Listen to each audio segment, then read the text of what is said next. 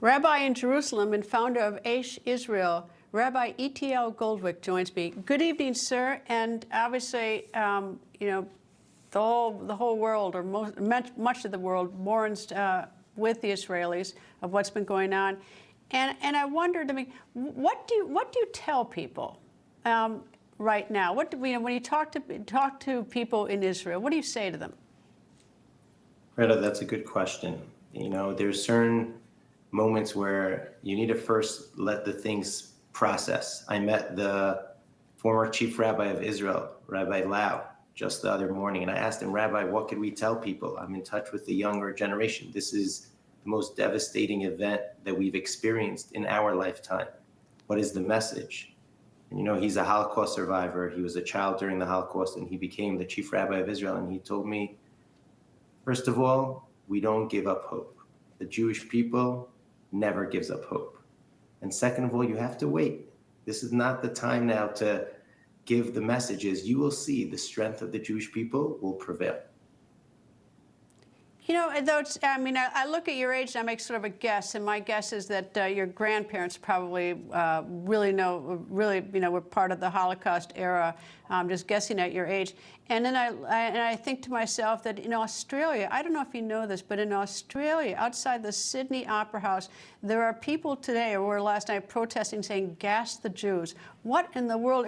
You have always suffered from having bad neighbors. You're in a tough neighborhood where people have hated you. Hamas has a charter which says kill the Jews and no peaceful alternatives. But now, as you see this anti-Semitism in Australia, it's spreading. It's spreading all over the world. And the truth is, here in Israel, we're starting to read the Bible from anew. The day that we celebrated where this vicious attack took place was the day where we celebrate the completion of the reading of the Bible and starting of the new one. And when you read Genesis, it's all a battle between good and evil. Eating from the tree of knowledge, it's the tree of knowledge of good and evil. And then you have Cain and Abel. Cain is evil and he's killing his brother. And then you have the world is evil, and then Noah is the only one who represents good. And then you have the people of Sodom and Amorah, and then Abraham represents the good. And then over there also you have Ismael together with Yitzchak, with Isaac, and there's a battle over there. There's always a battle between good and evil in the world. And in a certain way, the way we view it is that we have a mission to accomplish, and that mission is to bring values and morality to the world. And we do that through wisdom and through study. And our tradition has always been studying the values that are God-given to the Jewish people and that are really universal values. Think about it. Do not kill. Do not murder. Do not steal. Have a day of rest. Believe that there is a higher power and that we have a mission to accomplish. These are the 10 commandments that we were given, but they became universal values. That's what we believe in. And there's always going to be a battle between good and evil. But good will always prevail.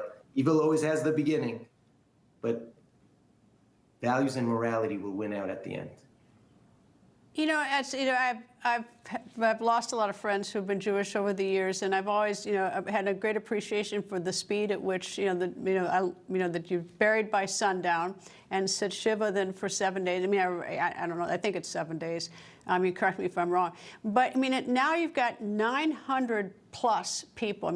How does your faith deal with the fact that you're not going to meet sort of the how you customarily do this? What are you doing as a practical matter? Because this is a a place of deep faith part of the world. It's not a casual experience for Israelis. Not a casual experience. And I'll tell you, I have two brothers who drafted. They're both rabbis, and they're actually right now dealing with the bodies. And I spoke to them today, and my older brother said, you cannot imagine the catastrophe that we have to deal with. Hundreds and hundreds and hundreds of bodies, and they're trying to give the final respect after these people were mutilated.